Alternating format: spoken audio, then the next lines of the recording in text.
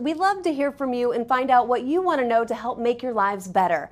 Well, you want to know how to protect your identity and money, as well as fund for college. A number of viewers have shared their questions with us, so we're eager to provide you with some helpful advice. In today's Your Money, we have Better's finance and career expert, Maribel Aber, here to answer all your questions. As always, lovely to see you, Maribel. Great to see you, Rihanna. Yes, okay, so we have a question from one of our viewers. Here's the question. Hi, Maribel. What's the first step I need to take if I discover my identity has been stolen? Thanks for your question. I really appreciate that. And identity theft has really become a problem, especially for businesses and individuals. We've talked about this. Well, the very first step you need to do is gather as much information as you possibly can together.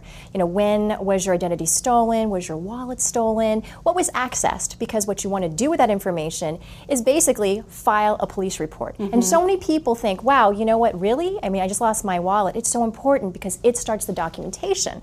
So that's the first step. So the second step is order your credit reports. You know, review those things, and then contact the 3 credit bureaus because they put what's called a fraud hold. And what it does is it puts a temporary hold on your account, so you can't get additional lines of credit or what have you until that company contacts you first. Okay, so is this the same thing as freezing your credit report, or what is that idea about? Great question. So that's a temporary hold, the fraud hold. It's about maybe 90 days, okay, and you can file for an extension. The credit freeze is available in some states, and some states only allow for it if it's for the cause of identity theft. And what essentially it does, it allows you to freeze your account so only you can access and review that information.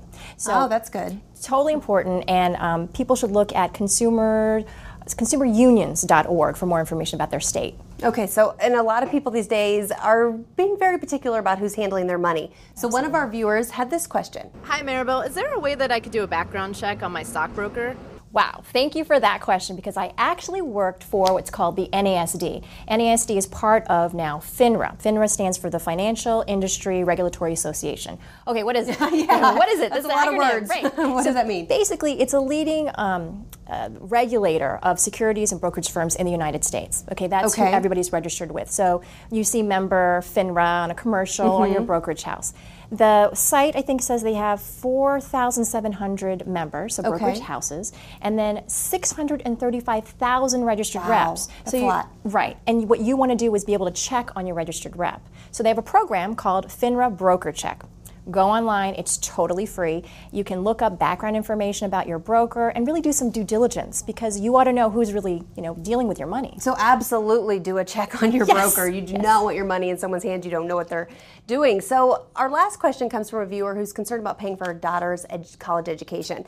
This was an email and she says, "We have saved for our daughter's college. She's a rising senior and my husband wants me to research grants. What do you recommend? She plays lacrosse and we are hopeful that she will receive a partial scholarship. What other scholarships should I research as well?" Well, first I want to say congratulations and I applaud you and your husband for setting up savings, really reserving for your daughter's education. It's so important. So important. And there's so many websites actually that talk about scholarships that are out there. And the first one is... It's hard to know which ones are really good ones and which ones are kind of scams. Because the web is just all over the place. Collegeboard.com, great website. You don't even have to have an account to sign in. You can actually put in search criteria and find out different scholarships that you're interested in. Fastweb.com, you can actually look at a library of different scholarships. So you can see what people are saying and what's been written about those scholarships. And believe it or not, Sally Mae, we think about financial aid, old Aunt Sally Mae, that's how we get. You should also look for it for scholarship information too, because they do have information there as well. I had no idea. Wish I'd known that when I was in college. I know. Thanks, Maribel. As always, great tips for everyone out there. And if you have questions for Maribel, you can email her at askmaribel@bettertv.com. You see, she knows what she's talking about.